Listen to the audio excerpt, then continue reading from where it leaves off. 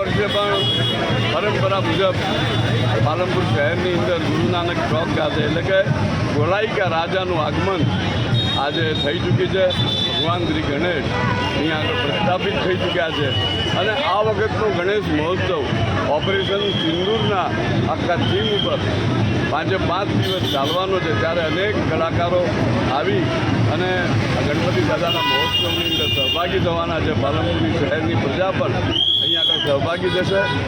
ભગવાન શ્રી ગણેશ જોડે બસ એ જ અપેક્ષા રાખીએ કે આવનારા સમયમાં એમના આશીર્વાદ સમગ્ર પાલનપુર શહેર ઉપર વરસ્યા રહે અને ખૂબ જ આનંદ અને ઉલ્લાસ કરાવે।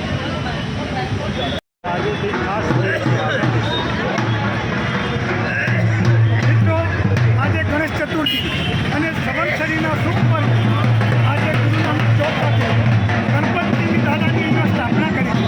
સુખડિયા પરિવારને ત્યાંથી આજે ખાતે ગણપતિ દાદા અહીંયા લાવ્યા છીએ। મિત્રો, છેલ્લા 38 વર્ષથી અમે આ ગુરુ નાનક ચોક ખાતે ગણપતિ દાદાની સ્થાપના કરી અને પૂજન કરીએ છીએ અને આજે અમારા ગણપતિ ઓપરેશન સિંદૂરની થીમ ઉપર અમે બનાવ્યા છે। મિત્રો, માટીના અમારા ગણપતિ ઇકો ફ્રેન્ડલી ગણપતિ છે।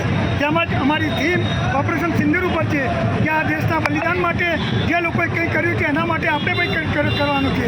અને મિત્રો, આ ગણપતિ માટે આજે અમારા આ સ્થાપના દિવસે પાલનપુરના MLA સાહેબ, ભાજપના પ્રમુખ શ્રી રમેશભાઈ, અમારા પ્રમુખ શ્રી દિનેશભાઈ પંચાલે ખૂબ જહેમત ઉઠાવી અને દર વર્ષે આ કાર્યક્રમ કરે છે। એ બદલ એમને પણ ખૂબ ખૂબ ધન્યવાદ આપું છું। અને આજથી 5 દિવસ સુધી સુંદર અમે સાંસ્કૃતિક કાર્યક્રમનું આયોજન કર્યું છે। તો પાલનપુરની ધર્મપ્રેમી જનતાને અમારા કાર્યક્રમમાં હાજર રહેવા માટે અમે નમ્ર અપીલ કરીએ છીએ। જય ગણપતિ બાપા।